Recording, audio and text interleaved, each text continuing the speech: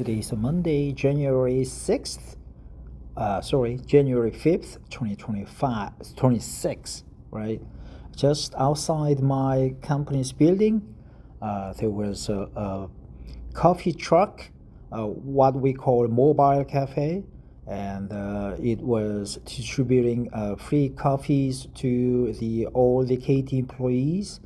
But I didn't take it because I don't like coffee. And also that shows that today, not January 1st, today is the kind of the new start of the new year. So basically all the employees come back to work for the new year, and we are going to celebrate another Lunar New Year holiday mid-February, which is about 40 days from now. But Trump celebrated his New Year with invasion of Venezuela. Personally, I think it's invasion of foreign sovereignty. It shows that he doesn't have any respect for foreign governments. But on the other hand, he just removed a dictator who, and also he brought the justice to a narcotic criminal or a money laundering or a terrible person. Right, Maduro, he was an iron hand man, but he was also probably involved in some criminalistic endeavor. So I'm not sure. So we are going to find that out on this article through the media. Let's find out what is going on with Venezuela and the US. Probably every country will feel or will be jolted by this news, including North Korea, Kim Jong-un. Right, North Korea's Kim Jong-un probably feels that he could be the next target for the U.S. Precision attack operations. He could be removed at any time. If Trump wants it to happen, then there will be a third world war will happen, because the North Korea will not just sit there alone. It will make a full attack on Korea and the U.S. Army, U.S. Navy, even the continental U.S. and the China will be involved. This article is from the Washington Post, and the title is "The Big Obstacles to Trump's Plan for a Venezuelan Oil Windfall." Yvonne Halper and Peter Worosky, 2026, The Washington Post, Monday, January 5th, 2026, at 2:09 a.m. GMT plus 9, 6-minute read. President Donald Trump speaks at his Mar-a-Lago Club, Saturday, January 3rd, 2026, in Palm Beach, Florida. AP photo Alex Brandon. There is a familiar ring to President Donald Trump's plan to send U.S. energy giants to Venezuela to use the wealth generated from rekindling long-stalled oil production to stabilize that country and cement American energy dominance. That's good expression, right? This one. Cement American energy dominance. Similar ambitions accompanied the U.S. invasion of Iraq in 2003. The quick reaches promised did not materialize there, as firms grappled with years of political turmoil and security threats, struggled to negotiate workable contract terms, and confronted vexing infrastructure inadequacies. faxing, kind of a nuisance, right? Faxing infrastructure inadequacies. Venezuela may not be any easier. Industry analysts warn Venezuela may not be any easier. That's another good expression. Venezuela may not be any easier.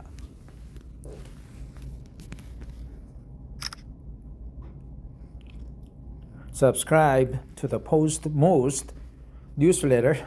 That's good. Postmost newsletter for the most important and interesting stories from the Washington Post.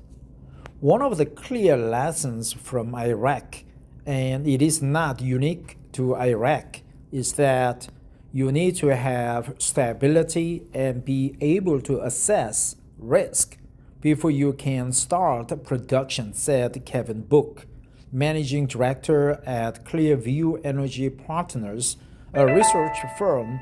Until then, he said companies may not be enthusiastic about making the billions of dollars in investments required in Venezuela.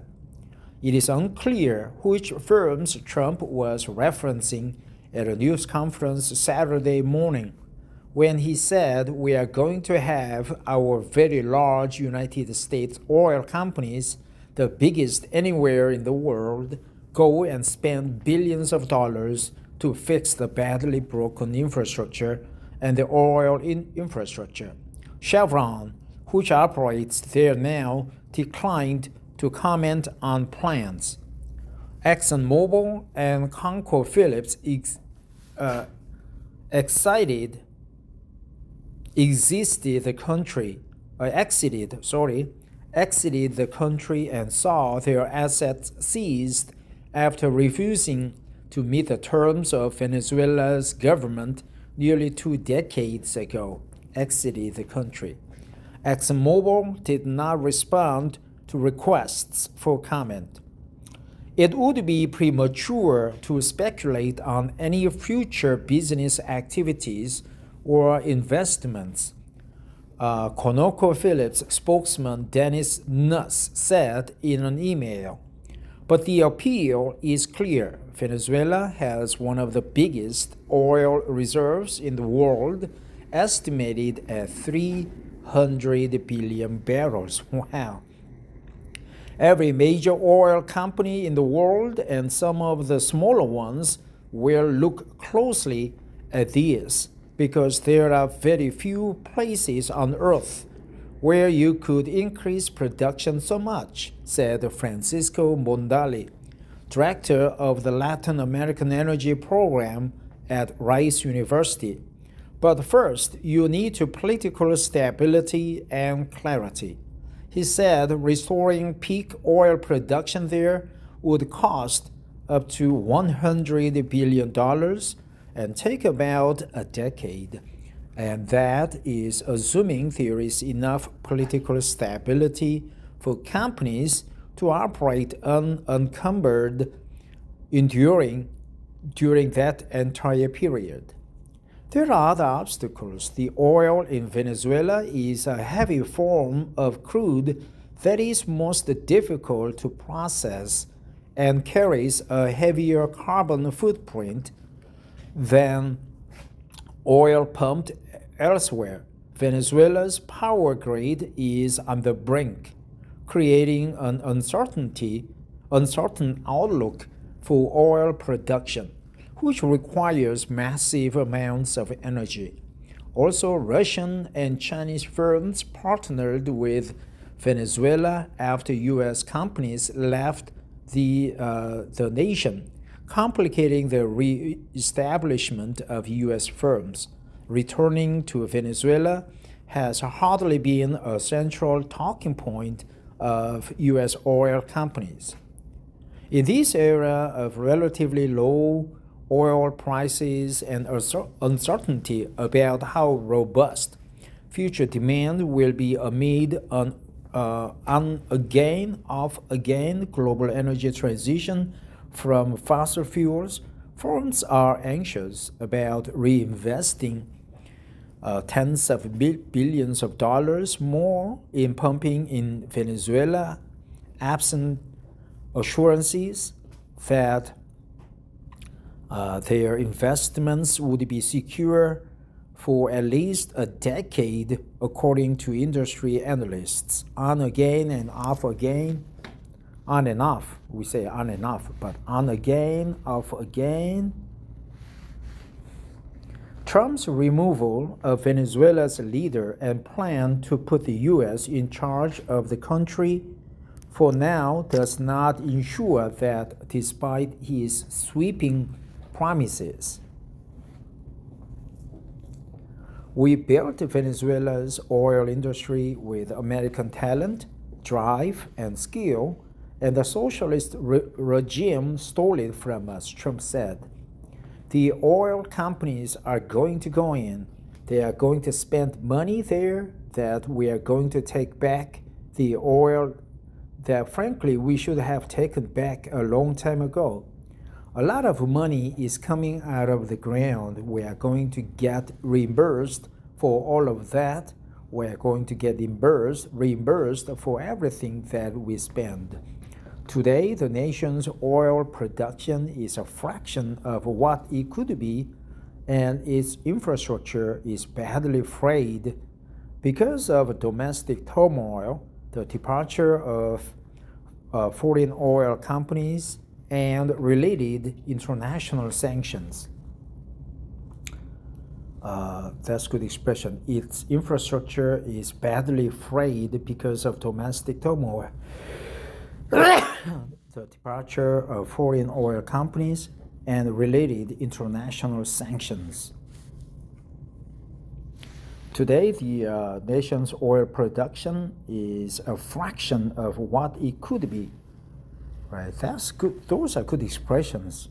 The nation's oil production is a fraction of what it could be, and its infrastructure is badly frayed because of international sanctions, the Trump administration, and a big domestic turmoil. The nation is pumping a mere 1 million barrels of oil per day, less than 1% of global output. That is also less than a third of its peak production under the Hugo Chavez regime, and a quarter of what experts say it is capable of generating. That oil has largely been purchased by China. The only American company operating in Venezuela is Chevron, with its production constrained by considerable Venezuelan government restrictions. Chevron remains focused on the safety and well-being of our employees, as well as the integrity of our assets, said a statement from Bill Turin, a company spokesman. We continue to operate in full compliance with all relevant laws and regulations, while acknowledging that firms have reason to be reticent.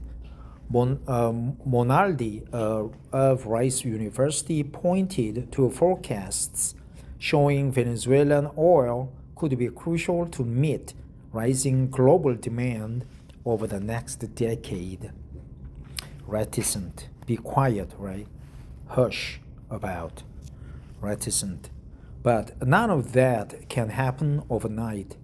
Oil companies do not operate in a vacuum, and we are years from significant volume increase, said Pedro Burelli, a critic of Venezuelan President Nicolas Maduro, now living in the United States. Not living, it's just he's imprisoned in America, New York City to be exact, and a former board member of the Venezuelan state oil company. Regulations and contracts matter, as U.S. oil companies are publicly traded companies with shareholders who will demand national investment decisions. Right here.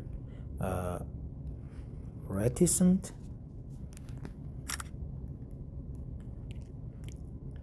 Oil companies have even been reluctant to increase their rig counts here, despite Trump's repeated calls for more drilling amid demand uncertainty and dropping market prices.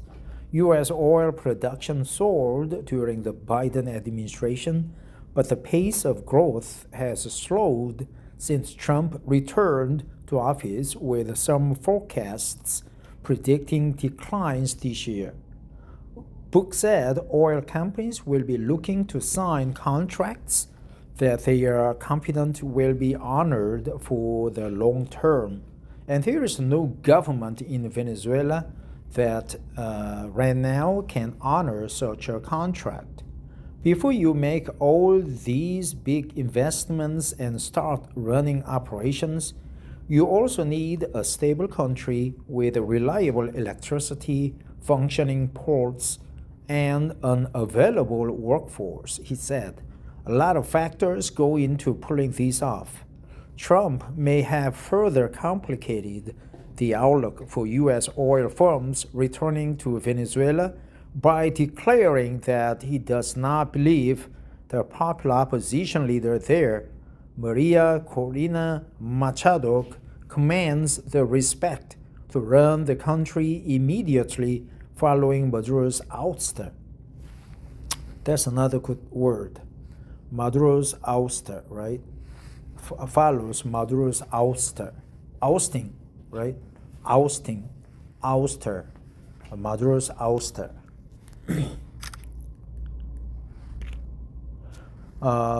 Machado has been a vocal proponent.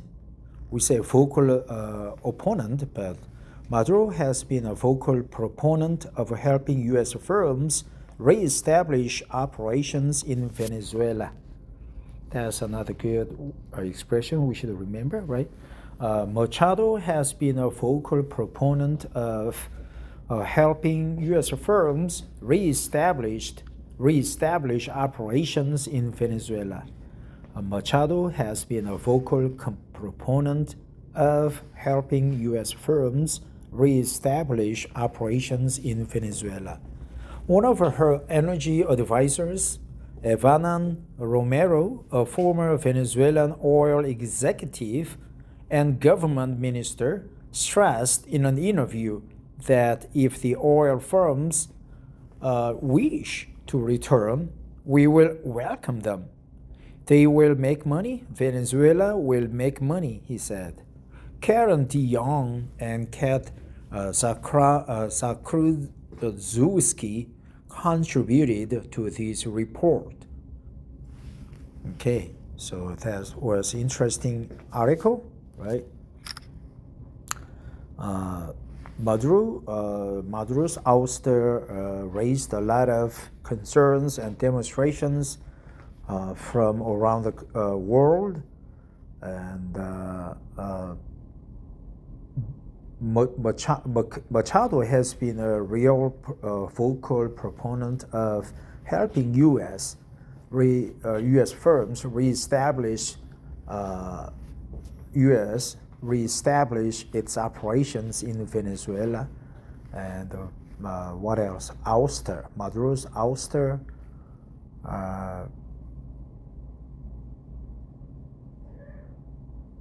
What else? I'm just trying to go back, but basically, it will be invading Venezuela and getting the money out of the oil rigs won't be any easier than Iraq, right? Trump said from Mar-a-Lago that we are going to get there and reimbursed for their investments there.